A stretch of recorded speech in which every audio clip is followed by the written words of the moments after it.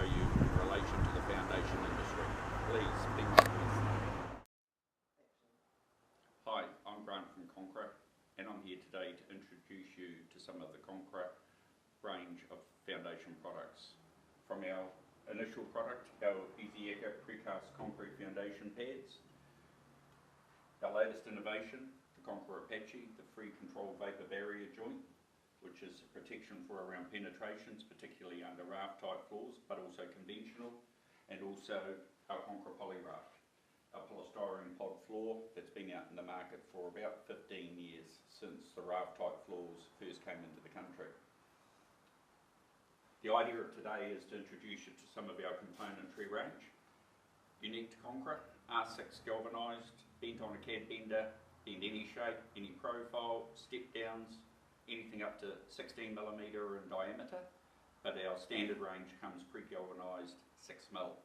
We have a standard range here for the normal type of raft floors, but there's also a quick whiz through our structural range. So the standard range that you normally see out there, most of the raft floors run a 100mm canal. So this is our Type A 100, which is 100mm between the pods. It has a little V sitting in here which encourages the reinforcement to fall down and can't go anywhere, and simply installed into a polystyrene pod by placing the unit between the pods and down into the foam.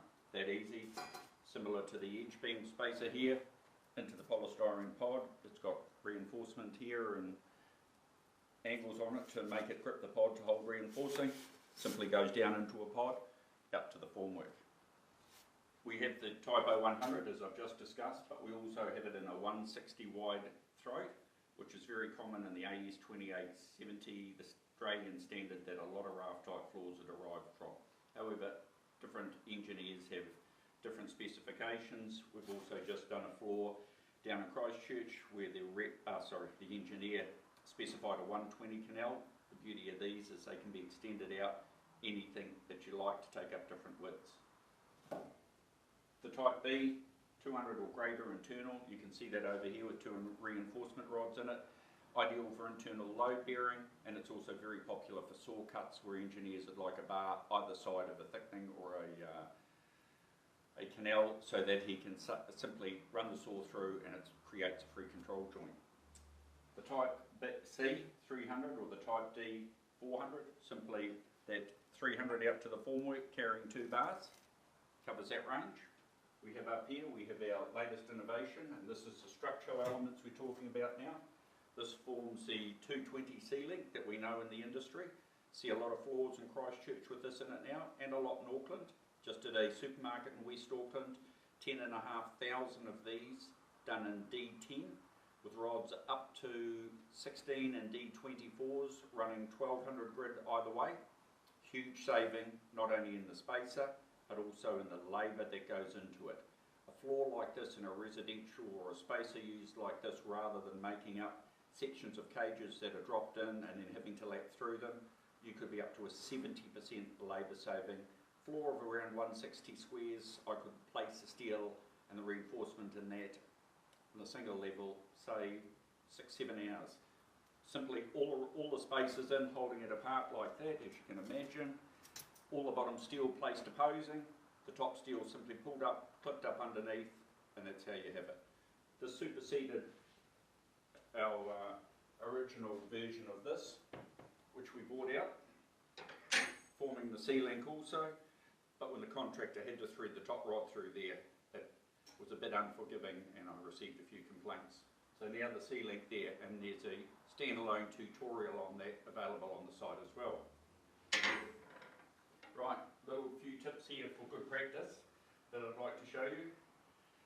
Reinforcement, an internal canal, remembering that when these are placed into the floors for us, they simply lie down in there. And the beauty of these also is the contractor doesn't have to tie the laps internally. The steel can't go anywhere. It's leaving a good throat. The reinforcement is suspended. The weight of the reinforcing is holding the pods down. The pods are clipped together like a mat. It can't float because of the weight of the steel on it. Well, it can with enough water, but it's one of the benefits of the Conqra system. Internal bars in is just simply good practice. So many times I go around to floors and I see contractors putting the external bars in, the internal one's on top, but it's pretty crazy practice when you can see how easy this is. They simply sit over the top. Every 1200 is the spacing, so the internal rods are holding up the outside perimeter rods. There's another one in place here. And then the 150 hook on the end, something that I'm introducing to my guys now. I've seen a lot of floors and a lot of footage and magazines in Canada and places like that where under excessive loads, whether it be Mother Nature with an earthquake or whatever, the 150 bend on the outside tide is actually holding the edge beam to the internal rafts, the internal canals. If it's just a straight rod coming through tide under massive load, there's very little stopping that shearing off. An inset in this video now to my side, you'll see what happens when a pump contractor is laying a floor and he hasn't locked the external edge beam in first. He's coming through with the pump. There's a lot of weight going on these. There's nothing stopping the pods pushing over, taking this rod right out to the outside, and as you can see by the honeycomb effect in that inset video, it's all bunched up, all the reinforcing's over to the side. There's no longer a 300 edge beam or greater. Compromised. The pumping should have done something at the time, but he didn't. That's why we've got the photo. So good practice to tie a 150 hook on the end, in my opinion. It's going to take a lot of training for the contractors in the field, but very good practice. And once again, outside rods sitting on the internal one. All of that can be viewed on our website, the installation of a Conqra poly raft, right from the gap 7 to the pouring. Very good building practice, and I hope you view it if you're thinking about specifying a floor, or you're a contractor that wants to come up to speed with the latest innovation. What we're up against in the market, and it's because very few engineers actually specify componentry. Most of them are happy showing the canal width, the concrete cover, the edge beam and the reinforcement placing. But by once again going to our website and having a look at the complete installation of a raft and the aggressive nature of a lot of pump pouring, you can actually view for yourself what goes on during that process. And as I said, a lot of inspectors and engineers don't stop to see this. So, without them specifying componentry, this is our nemesis in the market. It's a cheap recycled plastic spacer, more or less a bar chair. It sits internally at the intersections of the pods, and the pods all push up against it. There's nothing holding the pods down except maybe the bar chairs and the mesh if the contractor's standing and laying the floor. There's nothing to stop the pods floating if there's a little bit of water. It does nothing, it doesn't clip the mats together. Really, it's just cheap. The idea of this is that the reinforcement lays in between these canals, and once you've got one rod there and one rod there, and the average stone used in these is 13 to 18 mil chip, and a stone over a stone covered in cement gives it strength, I really find it quite difficult to believe, and a lot of the floors aren't vibrated, maybe a little bit of a touch around the outside, that you're actually getting good reinforcement cover. So all the reinforcement, the weight and everything is sitting on that. The pods are purely lying on the contractor standing on the mesh and the bar chairs. Whereas this system of ours, all the Rios coming to site, several tonne, in the clip together, wide spaces is holding it in place. Recycled plastic, in my opinion, this belongs in a recycle bin. And I hope engineers that are watching this video start to see the value of good quality componentry. There's only a few cents difference in the price of that. In the early days, the Conqra system, without the volume, was deemed as a little expensive. Now we're running in lots of 10s and 20 and 30,000.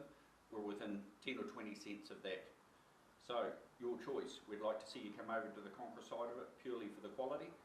And it's all about concrete, cover, strength and good practice. If you'd like to refer to our website for our pre-pour checklist, which has been adopted by the councils around the country and good quality contractors, or an engineer with a new contractor that wants to give him a good idea, if you download and go through the checklist, it's got everything there from has it got a building consent to an LBP, including platform checks, etc., etc. There's technical information now on the stunner range for specifying all the right files for downloading. There's a complete installation of the Conqra polyraft floor, right from the site cut through to the laying of the concrete. We have regular weekly updates on what's hot in the market and what we're doing. And we're also innovative foundation leaders. The Type C link here is just a sample of it. So please, www.conqra.com, 0800 800 266 172, or come and visit us in person, 852A Mount Eden Road, Mount Eden. In our office here we have Jack is our Senior Office Administrator, we have our in-house lady Claire that does our books, we have a full-time QS that's been with us for 15 years, Brian, so even if it comes to takeoffs or anything else like that, and obviously a suite of contractors available for you to benefit from. Once again, www.conqra.com, or visit us here at any time. Thank you.